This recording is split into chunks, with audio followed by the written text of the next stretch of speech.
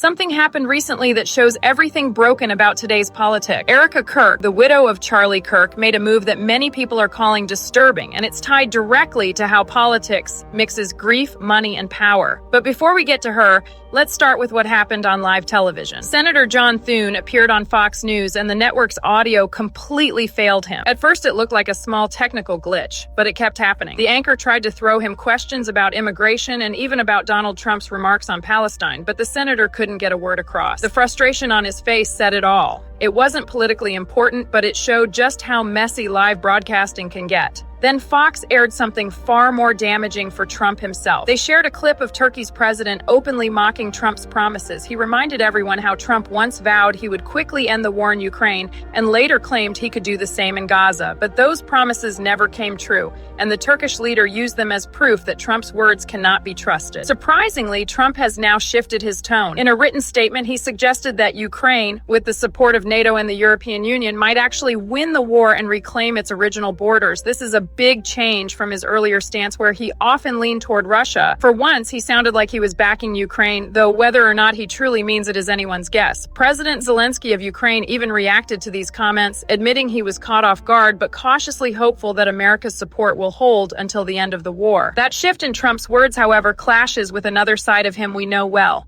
A man who will say whatever he needs in the moment, leaving everyone unsure if he's being honed. Saint Zelensky himself said he was a little surprised, but he hoped Trump would stay consistent. Still, many remain skeptical that Trump's words reflect real commitment. Then came a deeply emotional moment from Erica Kirk. During a tribute, she spoke about forgiveness, saying she forgives the man who murdered her husband. On a human level, it was powerful. Grieving families rarely find such strength, and her words showed raw compassion. Yet what followed shocked many. Soon after, Erica launched a fundraising campaign built around her husband's death. The emails she sent out described her heartbreak in detail, but they ended with appeals for money. Some, this crossed a line. Turning a personal tragedy into a political fundraising tool struck critics as manipulative and deeply wrong. It was the opposite of the spirit of forgiveness she had just spoken about, and it highlighted how politics often twists even the most painful moments into opportunities for cash and influence. This mix of grief, politics, and money is why so many people feel disgusted with today's system. It's one thing to honor a loved one's legacy. It's another to use their death as a tool for financial or political gain. And that contradiction leaves us asking, is this what politics in America has truly become?